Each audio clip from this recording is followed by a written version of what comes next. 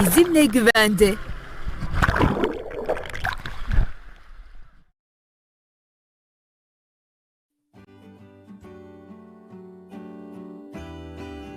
Kalitenin, güvenin, hızlı teslimatın adresi Ancon Furniture.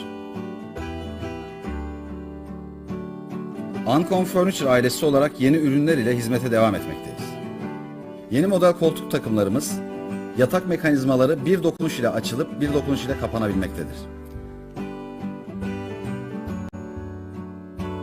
Bir dokunuş ile açtığımız yatak mekanizmasının yatak çarşafı kullanıma hazır, serili olarak içinden çıkmaktadır. Yıl sonuna kadar herhangi bir koltuk takımı alan her müşterimize akıllı sehpa hediyemizdir. En iyi ürün, en iyi fiyat. Sadece Ancon Furniture'da. Bize uğramadan karar vermeyin. En iyisini biz yapana kadar daha iyisi yok.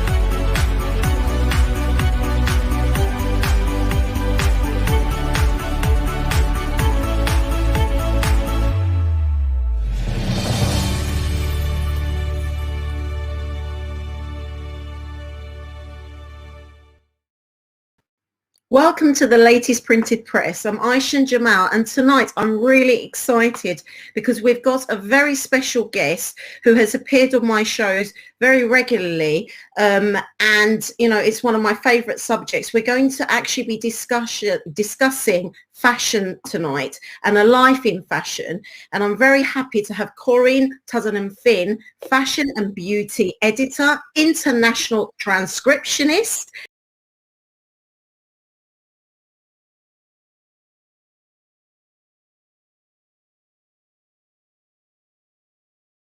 and classic runway model. Welcome, Corinne, to my program. It's so lovely to see you again. It's lovely to see you too. Thank you for having me. Yeah, it's a pleasure as always. I mean, we've done this many a times, and it's great news because we'll be back in the studios next week, hopefully, ready for the lockdown rules to slightly soften and for things to start to get back to normal. So it's absolutely wonderful to have you back on my program. But tonight, I really wanted to sort of celebrate and focus on yourself and your career, and you know, inspire and give information to our viewers out there about a life in fashion, basically. So I'm very excited, but before we start, I want to ask you about your necklace. I was really told before the program because it looks fabulous. It's quite a statement piece, isn't it? It's a very big, if I pull it up here, look, you can see how big it is. It's absolutely gorgeous. It's by a designer, a Portuguese designer called Carla M. Jewellery, and we worked with her on the magazine, must have been about 5 or 6 years ago. And she uses a lot of recycled products as well, a lot of rubber, which is great, absolutely superb, because it means that you can take it into your pool, your swimming pool. So if you're on holiday or you're home in your pool, you can actually take the big, bold jewellery into the pool. She's a cracking designer. I absolutely love her. And this has got to be one of my favourite pieces. And as I say, it is a statement piece. And you can see I'm wearing black because it really doesn't need anything else underneath it. The necklace does the talking. It does, for sure. And we've spoken about this before, is how you sort of accessorize and bring things to the eye's focus. And certainly that is a fabulous piece. And I really like the idea of having jewelry that you can wear in the pool. That's amazing. Like, that's very glamorous, actually. So I'll definitely be looking her up and getting some of her items for sure. at the beginning, for our viewers, I'd quite like to sort of go back to the beginning and maybe give them a little bit of a background as to how you came into the industry. I mean, you've got a vast experience in the industry. If you take us back to the beginning days, how did you get into it? How did I get into it? Well, I'll give you a few things that I didn't do to start off with, because my journey into fashion came on quite late, actually. So what I didn't do was that I didn't go down the traditional route. So I didn't take a bachelor's degree in journalism. Or perhaps another fashion-related field, perhaps in merchandising or design. So I didn't go down that route. And also, I didn't have a family that were established in, say, a newspaper or a magazine industry that I could just slot into. So I was really coming in quite cold and quite late as well, because I didn't have that education behind me. But what I did bring with me was a huge interest in fashion. And also my nose was permanently in British Vogue, looking on both sides. So I was looking at not only what the designers were coming up with, and the collections and the adverts that span across. I mean, now it's even worse, I would say. You know, if you pick up an average Vogue or Harper's Bazaar or Tatler, the vast majority of it is obviously adverts, but they're pleasing to the eye. You know, there is a market out there. That's why they're in there, and we love to see it. But my eye was also on how the magazine was put together, and how the articles were put together, how pleasing they were, that would make you read from page to page. So the whole magazine was just a fantasy to me. And I wanted to create something like that, but different, because obviously we're in the luxury market. That's where our magazine lies. And I needed to bring in fashion, not only the big brands, but also the fledgling brands as well, the fledgling designers. They needed to have a bit of a voice, have a bit of a say, and they needed to be put in amongst the big boys as well, that you would say, oh my goodness, yes, you are just as good and you are relevant. You know, you should be in a large luxury magazine. So, so going back to how I was in fashion, it was late. My love of fashion then took me into modelling. So I became a catwalk model, and I had spent about 8 to 10 years catwalk modelling. Still do it, but in a different guise, I guess, as a mature model. So it's not on the designer stage as such. And then that took me into being on, say, a front row, a fro as we call it, of catwalks as well. So I was, again, looking at it from the fashion side. I was looking at it from the designer side, and I was looking at clothes up close as well, making sure they were finished off properly, that they hung properly, and that they were, as they say on the tin. But I was also looking at it from the model's view as well. So I could also see if a model came out in front of me and she was having difficulty walking in a pair of shoes, or if something wasn't moving, it was restricting her in some way, that then said something. So I could look at it from both points of view. Is it going to be comfortable? Are you going to be able to wear it? Is it going to be a hindrance? And we know that's quite a lot of the showpiece garments that are put out on, say, the Met Gala and things like that. They need a little bit of help. An actress or whoever is the muse who is wearing the fashion from the designer needs a bit of help moving up the steps, because you can't actually move in it. So I was coming at it from 2 different angles, and that stood me in great stead to where I stand now, where I can actually interview top designers. I can have access to basically whatever I like, and it also just has that lovely backing behind me that I know what I'm looking for, and I know instantly when something's right and when it isn't right. Yes, and just to make it clear to our audience, you're editor-in-chief of VOO magazine. It's a luxury magazine, and the amount of people that are reading it currently, there's been some phenomenal statistics coming out in the last couple of editions. It's been absolutely hitting the roof. It has, yes. We're coming out in our second version now, because I'm going to be quite honest, we'd run it between me and Shane, my husband, who's also the co-founder, the photographer in the magazine. And we'd run it ourselves for a couple of 3 years, I guess, on our own. But then it started to get too popular. And that's great. That's absolutely great. But we hadn't got anybody else that we could turn to who could come into the magazine and could actually take it further. So we drew a line under it and thought, well, that was a great exercise. We started whatever. Last year, we decided to resurrect, have another go. We knew the lessons that we'd learned. We knew where the mistakes were, and we started again. So we've just published in March, we are now. So that's our 9th issue from last year.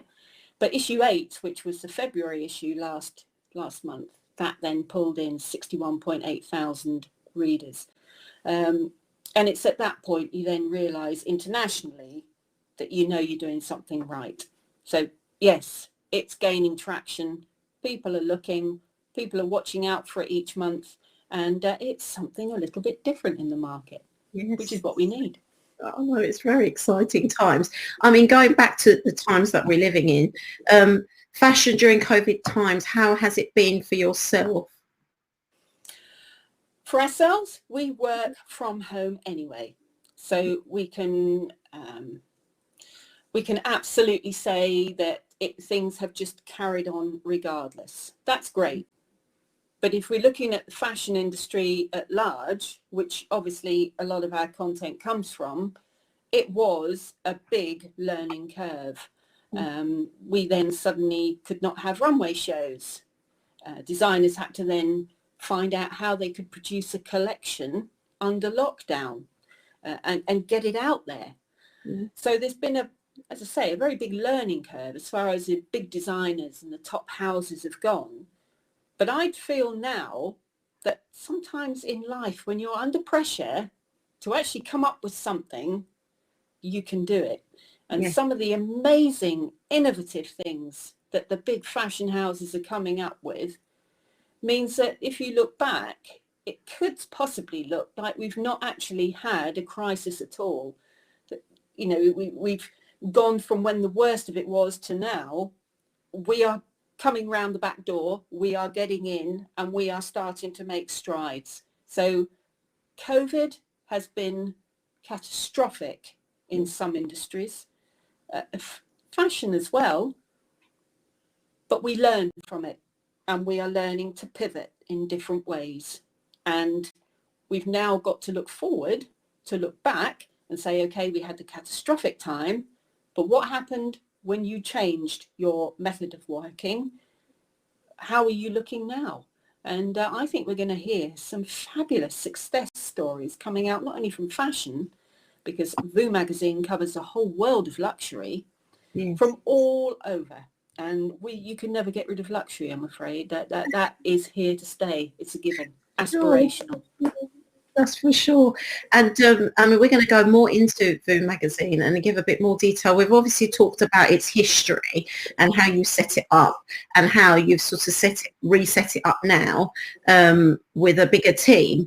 But can you I mean, what we were talking about this just before the program, and I said that I thought that some of the sort of styles that you've come up with, some of the advertising campaigns that you've created yourself have been absolutely amazing and very original in their ideas. And I really felt like you've given men a real sort of stamp in the magazine, and I really like the style in which you've created that section of the magazine. And I said it sort of reminds me of like a luxury perfume like Chanel, and you said, yeah, that's exactly, you know, that's it, that's what we wanted to do. Could you tell us about that, like the current situation of the magazine, how it's all set up, and the fact that you do give not just women a place but men a place in the magazine, and also the ideas that you have for the future, because it is a luxury magazine. It's not just about fashion, it's about luxury in every aspect of life,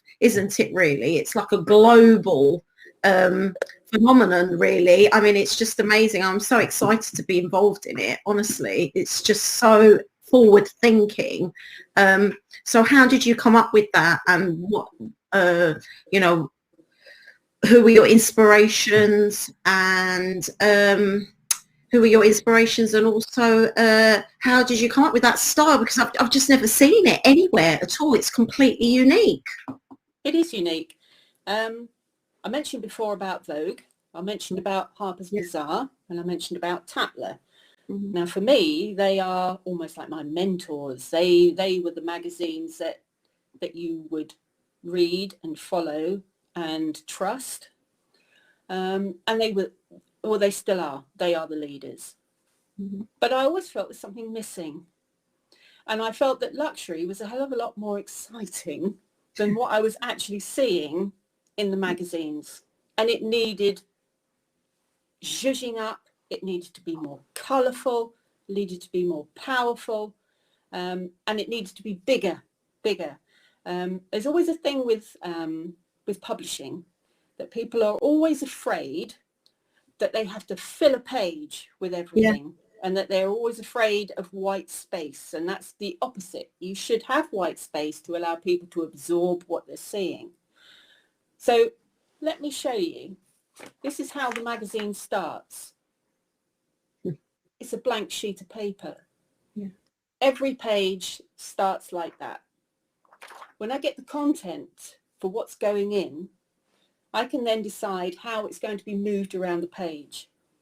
So if you look at our February issue, I actually looked at Jimmy Choo shoes. Now, every woman loves Jimmy Choo shoes. They are eye candy. And I was specifically looking at red pairs because we were celebrating Valentine's in the UK.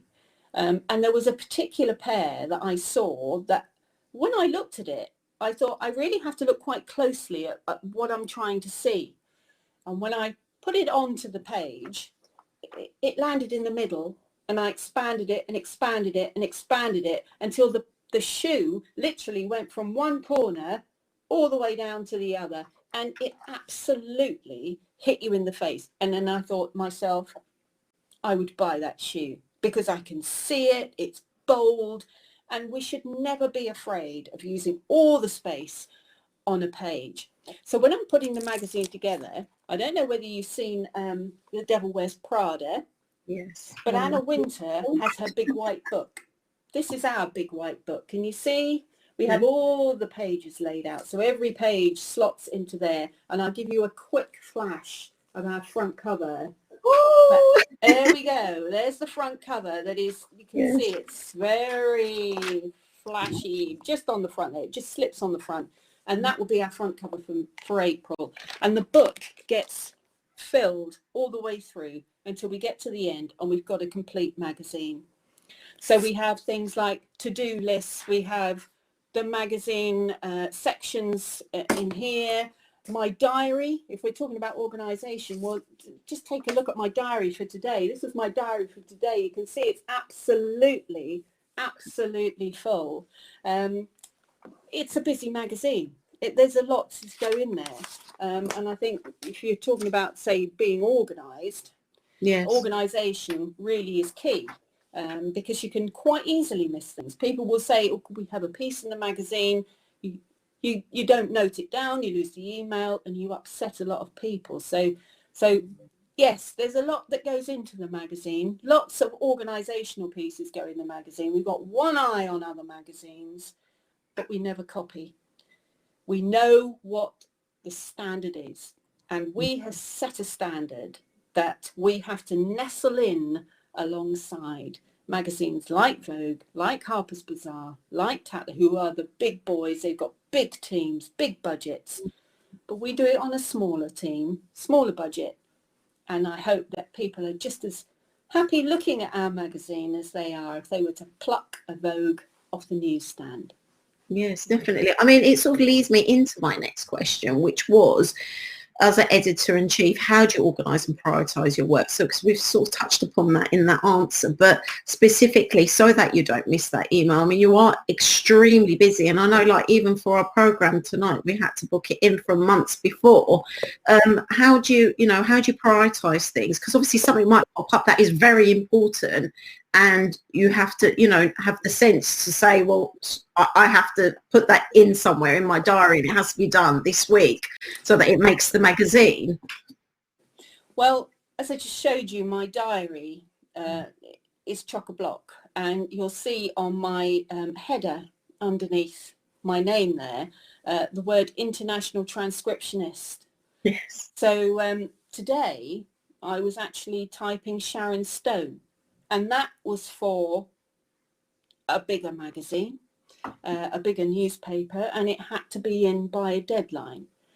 So our magazine fits in alongside for my day. My day, my priority is the magazine and the transcription work as well. What the magazine I have chief priority over, but the transcription work, I have to work for other people. I have to fit into their deadlines. And it's very useful with the work that I do with both, because I absolutely 100% understand why when somebody says I need it back by 3 o'clock, they need it back by 3 o'clock. And I know how frustrating it is when I don't get something ready for the magazine. So this is so great, you know, that my work is split in two during the day. One eye on the magazine, one eye on the transcription work. But it all falls into place at the end of each day. Thoroughly enjoyable, but you do need, and this is my yellow one, the yellow diary. And if you don't diarise everything and keep everything down, you are going to let down and upset a lot of people. And in this industry, you can't do that. You can't. No, I mean, you're very inspirational, Corinne. Just listening to you, you give so much hope to other women out there, and you're so powerful, but yet grounded, and so modest as well, and so elegant. I mean, you're a very, very busy lady, but yet you always look on point and perfect. And I'm sure there are days where you're tearing your hair out, but you just deal with it with such calm and composure and style that you inspire a lot of people. I think a lot of women will be watching this and truly feel like they can do it as well, because you make it seem so easy, but actually it's so difficult to be an editor-in-chief. And like you said, a transcriptionist as well. I mean, you were transcripting for somebody like Sharon Stone for a massive magazine. I mean, that is stress, I'm sure, to have to meet a deadline. I know that it's very deadline based, and you work very quickly and under pressure. We're going to talk about sort of what you do a little bit later on and how you sort of relieve that stress and any advice that you can give people. But before we go on to that, obviously, because you have this array of experience and you are tapping into lots of different things, does that experience help you in creating style guides and inspiring people out there? Do you feel that the fact that you are in lots of different sort of jobs and doing different things, does that actually benefit you, or do you feel like sometimes it can be quite overwhelming? I try not to make it overwhelming, and I try to switch off if it does become overwhelming, because then I know I'm getting too much information from one source. So especially on the transcription side, it does help with creative style. It absolutely does, because I have my finger on the pulse, even though we're in lockdown. And we can't go out and mingle and socialise and meet and go to meetings and conferences and things like that.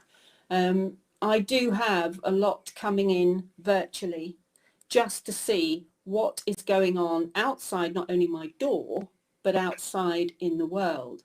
And you easily pick up hints and tips from people who are actually getting it right. So rather than beating around the bush, getting it wrong a lot of the time, sometimes we can absolutely cut to the chase. Now, my husband, Shane, who is the co-founder of VOO, he is a fabulous stylist, absolutely. And I have to say, he styles me as well. So when I do a lot of my photo shoots, you can guarantee that he's been the inspiration behind putting an outfit together, putting jewellery together, putting a look together. And this also then goes through to the modelling shoots that we do as well. Because I think if you don't have that background, and you don't have that eye at the end of the day to see what is right, what isn't right, what will mix and match, you're banging your head against a brick wall. So the pair of us work together very, very well. I know I can put a lot of creative style into, say, a business side of things. Shane can put a lot of creative style into an artistic creative side of things. So the two actually go together. So if we're looking at, say, a young designer who's coming along who really does need that leg up and needs to be putting things forward in, say, in a magazine and putting their brand together, we can actually come up with ideas of how to do that. And a lot of it is quite simple, but when you're a designer, your head is full of fashion, your head is full of cuts of material, your head is full of, am I going to get this collection out? How much is it going to cost? The actual business side, they don't have a lot of experience in, and that's where we can step in as a magazine as well. So if I see photographs coming into the magazine, I think, well, they are fabulous, but you're just not branding it in the right way. Perhaps you need to have a great story behind it. Perhaps you need to have a great colour, a signature to your brand, a colour palette that goes round that. All of this adds colour and brings out the saleability of a young or a fledgling designer's collection. And sometimes it just needs that little bit of input, that little bit of oomph, so that the designer is then left to actually get on with what they're trained to do, what they love doing, and that's designing clothes and hopefully getting them out there with a little bit of help from us. Yeah, and we've got a question here. What does it mean to be an international transcription? What does international transcription mean? From John said. I get asked this all the time, and it's I'm going to try and think of a very simple way of how to explain what a transcriptionist is. Any spoken word. So we're listening to you and me talking today. If we were recording this, I would be typing back what we're saying. Now, it could be that someone else joins us. Then that's 3 people that I've got to type. It could be a conference, like I say, a stage full of people. It could be on television. It could be on radio. It could be in a court. If you can think of any places where 2 people or more are talking together and being recorded, that's what a transcriptionist does. They type up what they hear. Now, that could be what we call covert or non-covert. In other words, you and me, it's all going public, it's lovely. But you might be doing something that's highly confidential, very confidential. No one must know about it until it's released. And that's where I come in as well. So I have to sign what we call a non-disclosure agreement. So my lips are sealed. You were very lucky to get the fact that I was typing Sharon Stone today. That's as much as you're going to get out of me. Yeah, but there's a non-disclosure means I do not talk about it, and that's the whole idea. So we add the word international transcriptionist because I'm based in the United Kingdom, but my work comes from all over the world. So I hear a lot of different accents, a lot of different languages. I am not that clever to be able to translate into all the languages, but if it's spoken in English, I transcribe it in any format. So you just imagine to yourself where you hear people speak, outside, inside, wherever, and it has to be typed up. You're looking at me. Yes, you're at the top of your trade with that. I mean, I've seen you actually working, and you work so fast and you're so accurate, and your hearing, you pick up everything. Like, we could be in a crowded room and you can single out what one person has said. You're very good at that, and I think that's such a skill. But it obviously shows that you're a highly intelligent woman, as well as being very glamorous and beautiful. You're very intelligent. I mean, it takes high intelligence to be able to do that. I mean, advice to people in general who want to get into the industry and who are in the industry. What are the do's and don'ts, in your opinion? The do's and don'ts. Yeah. Well, I don't want to name drop, but I had a conversation, or was in conversation with the CEO of Aysen, lovely lady called Francesca Bellatini. And I heard her saying about the pitfalls, really, of coming into an industry like fashion. And she was saying that, I think it was when she was working for Prada, she was quite low down in the business and was quite excited and quite eager to get in. And this is the thing, when people get into a business, that they're very eager to learn and try to absorb as much as they can, and also have an opinion. And she was sitting in when the creative director was bringing his collection in. And she looked at it and kept quiet. But then when one piece came in, she said, "Oh, I like that," which we would do as we would say that. "Oh, yes, I do like that piece." And the creative director turned around to her and said, "So you didn't like any of the others?" And she learned from that then that you have an eye and you absorb and you learn and you listen. And I think that's one of the biggest things if you're coming into, especially an industry like fashion. You look, you are open-minded, and you observe and you listen and learn. And it is quite a big learning curve. Yeah. Another piece of advice is not everything goes through the front door as well. If you're trying to get into somewhere, perhaps into an agency, perhaps into a designer, perhaps anywhere where you're trying to get in the fashion industry, the front door is not always the first place to go through. Sometimes you go round the side, and the way that you would do that is to have an advocate, somebody who is actually already in there, somebody who knows the business, perhaps behind that front door, who can then say, yes, they should be let in. They are very good. They know their stuff. They know their trade.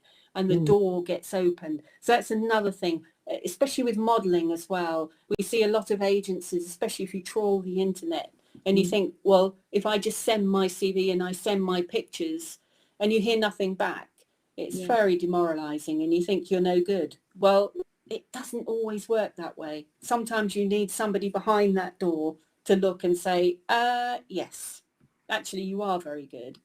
And we suggest you come round the outside. The front door is not always the only way in. And I know I'm finally going to say on this is not a very nice phrase, but it is something that, especially if you're not very confident, that you should be doing. There's a phrase called "fake it until you make it." Yeah.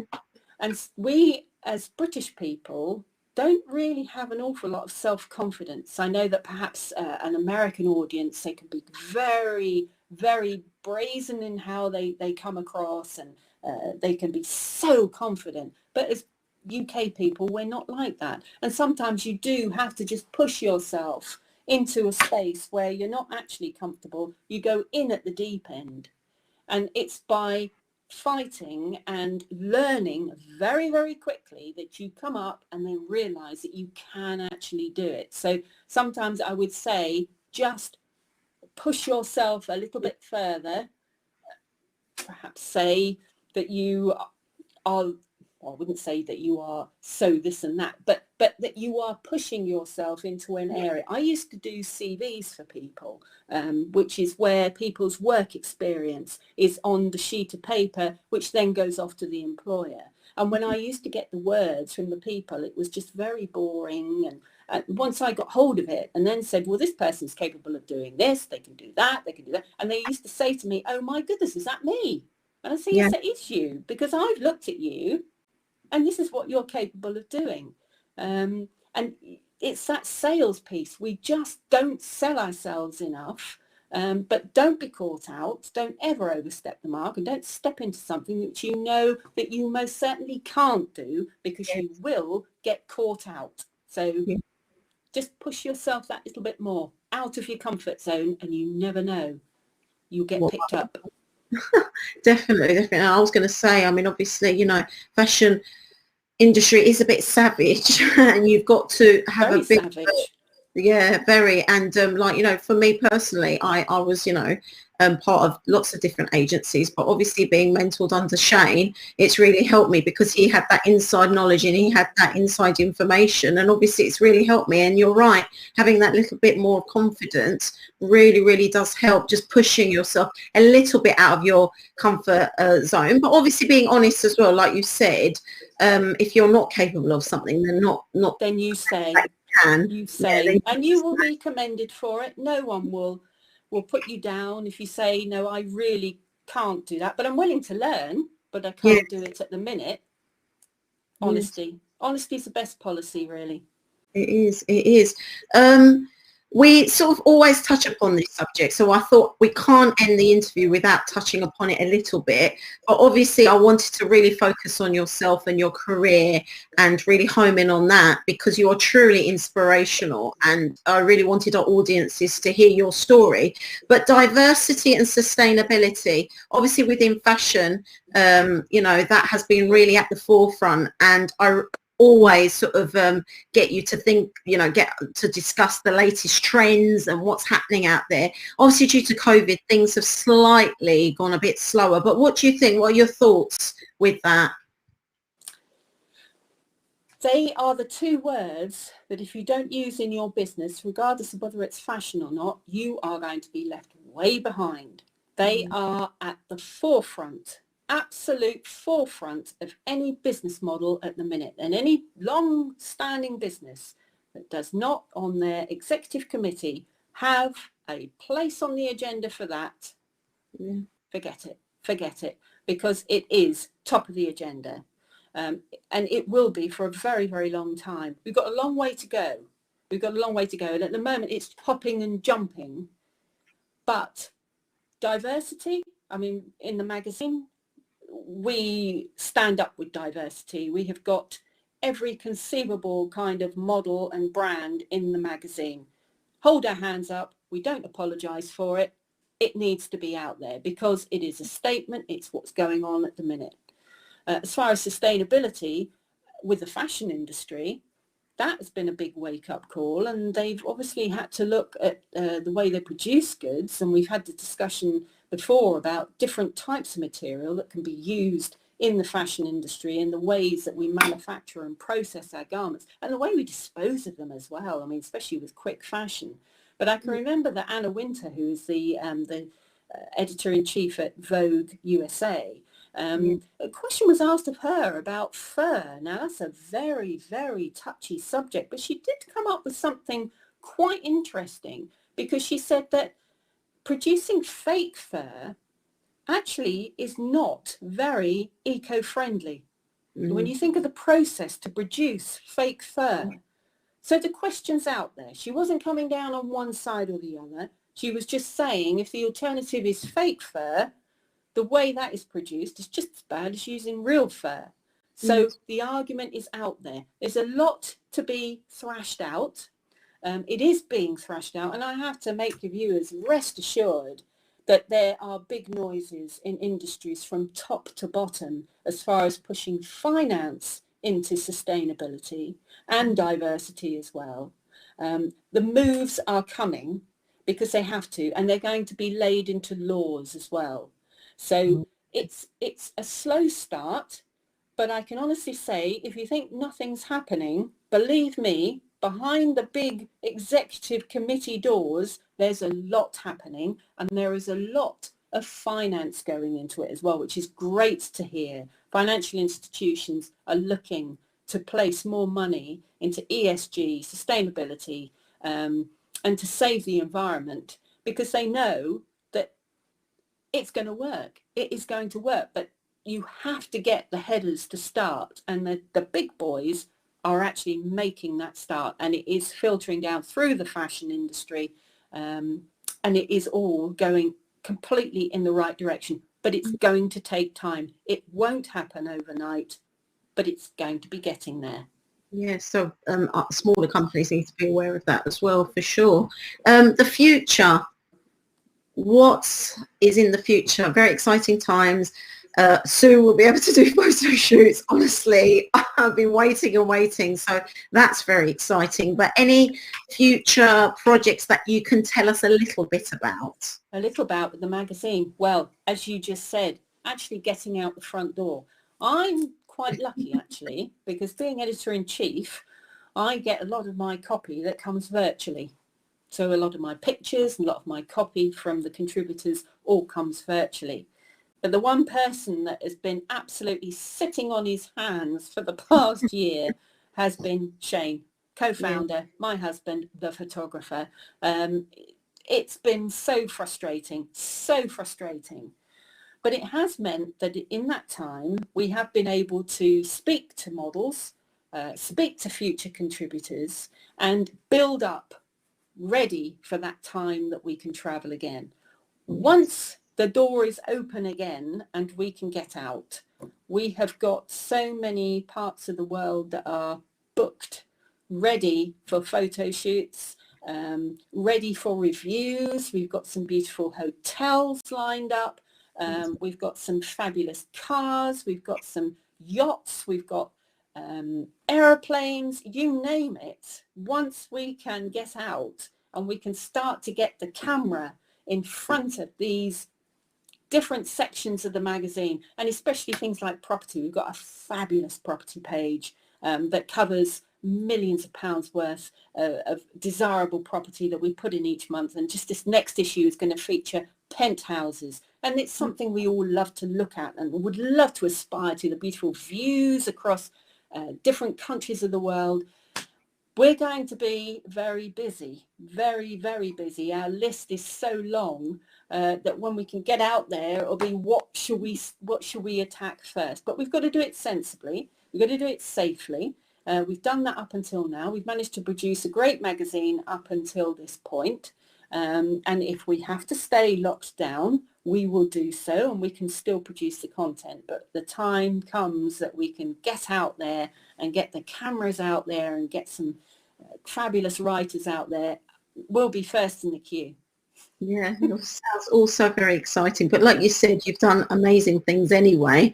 But yes, it would be nice to start to have a little bit of normality. But yes, you'll be very, very busy as well, traveling the world, because it is an international magazine for sure. And it brings us to the end of our program. But before we go, Corinne, what inspirational words would you like to sort of send out to our audiences? And also, we were talking about the fact that you're very, very busy, and yet you're very, very calm and together, and you find ways of handling the stress levels. Any advice that you'd like to give people, any message out there of what they could do? It goes without saying that it's been very, very tough, and everybody has had their individual story. Yes. Some people have not really been affected at all. They've carried on as they've been doing. Other people have had it hard both mentally, physically, financially, and it's just been awful, some of the stories that we've heard. But there is light at the end of the tunnel for everybody around the world. Things are changing, and there are an awful lot of things that are changing for the good. And I think really we've got to prepare for it. And now is the time that we have got to start to prepare. And it starts really from the inside. There's a lot of talk about well-being, especially mental well-being, physical well-being. You often hear, when we could fly, you heard the phrase, put your own face mask on before you help others. And there was a good reason for that, because if you're going to help somebody else and you hadn't got your face mask on, you're not going to be a lot of help. So you help yourself first, then you've got the strength to go and help others. And I think this is what we've all got to think ourselves. We think about ourselves, building up, getting ready to be back out again. It's going to be a slow process, but we have got to give ourselves an awful lot of respect. We've got to look at ourselves and not be so hard on ourselves, because I think that's what a lot of people have done. They've been far too hard. I've not been able to do, I've not been able to provide, I've not been able to do. Take a step back. This is a worldwide thing. and we all are individuals in it, and we have got to look at ourselves individually. The phrase love ourselves, I'm afraid that does actually come into play now. We have got to, because if we don't, we won't have the strength, both physically and mentally, to actually come out of this and come out fighting. And that's the mindset that we've got to get into. We've done it. We can pat ourselves on the back that we've all locked down. We've done as we've been told. We've got to come out now and either go back to how we were or pivot and make ourselves better. And the only way we can do that is to be strong, both mentally and physically. So now is the time that we've got to, both mind and body, get ourselves prepared and ready, and just give ourselves a little bit of a pat on the back and get ourselves prepared. Yes, definitely. I mean, I totally agree with that you have to look after yourself first before you help anybody else. So certainly, I think people do need to look inside and make sure that they are stable and okay. And like you said, prepare yourself mentally for when we are out there again and life goes back to a little bit of normality. But thank you very much, Corinne. It's been an absolute pleasure tonight having you on my show as ever. And in the future, I'm sure we'll be back in the studios. Fashion. I look very much forward to it, but that's it from us for tonight. Thank you very much to all our audiences for the questions and for the viewers. Have a very good evening from Eurogench TV. Good night.